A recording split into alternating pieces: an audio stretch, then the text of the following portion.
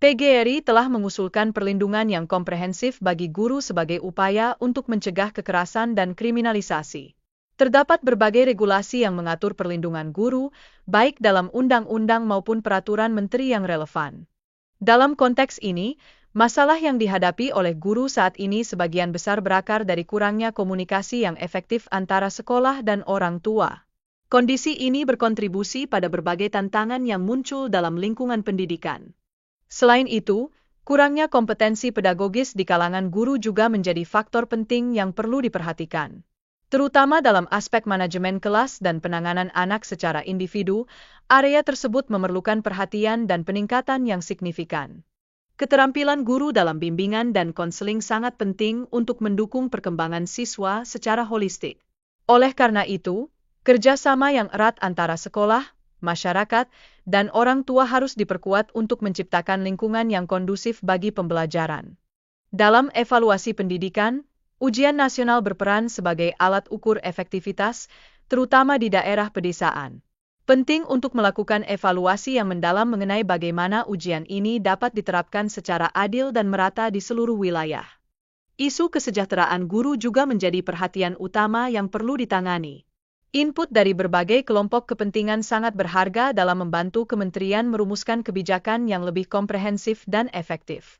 Di samping itu, pentingnya masukan dari berbagai pihak, termasuk jurnalis, menjadi krusial dalam pengembangan kebijakan pendidikan.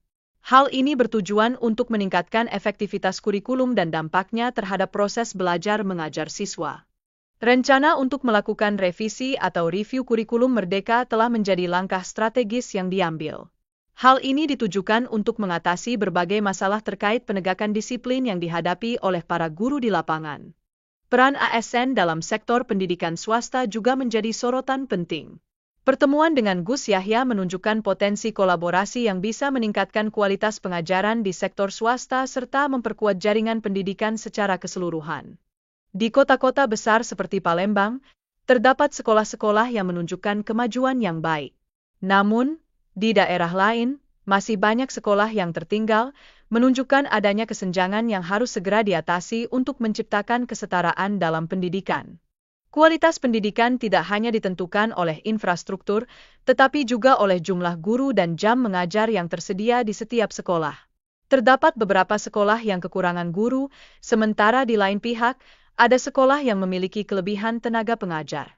Sebagai negara kepulauan yang sangat luas, Indonesia perlu memperhatikan kebutuhan pendidikan di setiap daerah, tidak hanya fokus pada kota-kota besar seperti Jakarta dan Surabaya.